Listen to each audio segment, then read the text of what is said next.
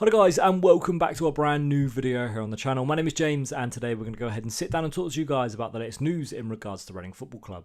That's right, it's been a little while since we sat down and spoke about any news at the club. It's been a little bit dry over recent weeks. Obviously, there's a consortium potentially talking to Reading in regards to a sale of the club, and since then everything's kind of died down a little bit. But we're here today to talk about some of the news stories that have been released from now.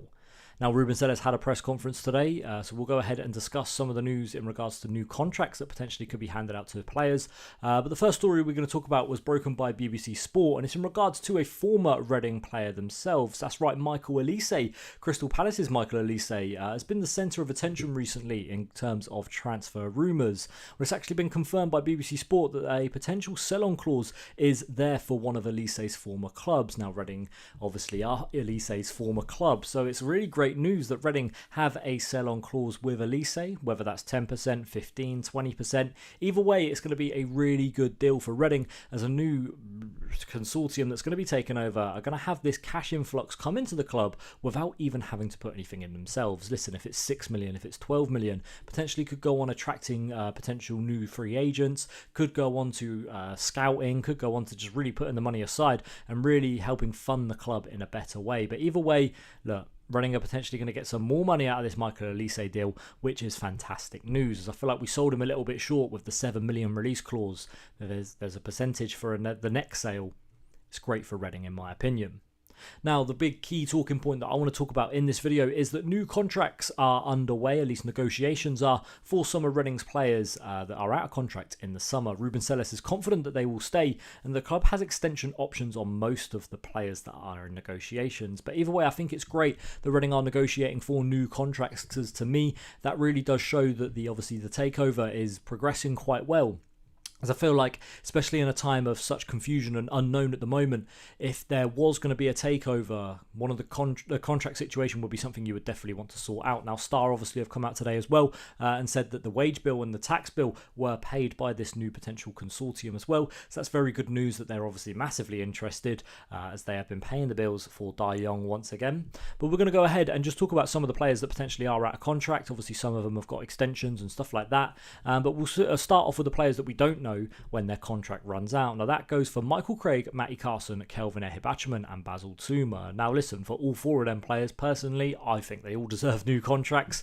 Matty Carson's a controversial one. Obviously, defensively has been a little bit frail when playing at left back, but I think at left wing back would be an absolutely outstanding player for Reading. Attacking and going forward, he's fantastic. Defensively is a little bit frail, but look, I think all four players really deserve a contract. When you look at Ehibachiman, has been a first team key player really for Reading this year. Michael Craig is the same as well. And Basil Tuma, I think, is someone who's got a massive amount of potential, and definitely will be lingering around that Reading team next season. Now, there's some of the other players that are out of contract. We've got Sam Hutchinson, Joel Pereira, Clinton Mola, Jarrell Dorset, Tivonge Rashisha, Kelvin Ebrefa, Femi Aziz, Jaden Wareham are some of the other players that are out of contract. There's some under 21 players, but I'm not going to go into massive details about them. I think John Ryan's one. Some of the others that potentially are out, Jack Senga, Benjamin Purcell, Charlie Wellens, Michael Stickland, Billy Clark. There's some decent players there, Adrian Akande, that are out of contract in the summer, and I think they all deserve new deals as well. Look, they might not be in the first team just yet, but I think they're players that will be breaking into the first team, especially with some of their performances for the under 21s. When you look at Reading's under 21 side, but before the abandonment of the game against Nottingham Forest, a win would have took them up to 5th. And look at the clubs that are around them. Reading are a League One side, and they're competing with Arsenal, Liverpool, Tottenham, Chelsea, some of the top academies in the league, really in the country, should I say.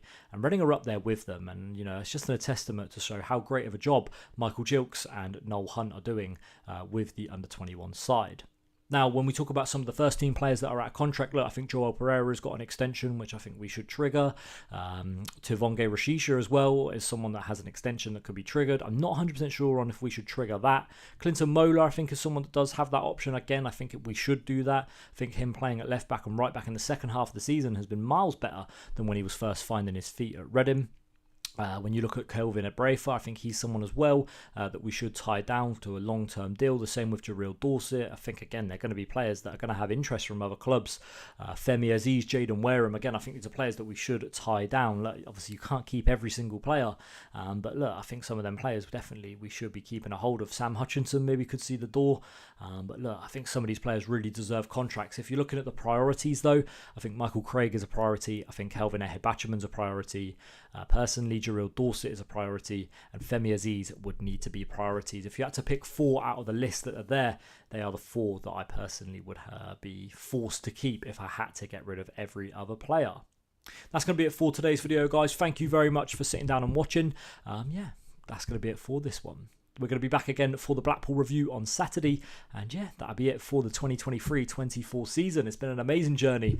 It's been a long season. But yeah, thank you for all the support throughout this year, guys. That's going to be it for this one today. Thank you very much for watching. And we'll see you all in the next video very soon. Thanks for watching. We'll see you next time. Bye-bye.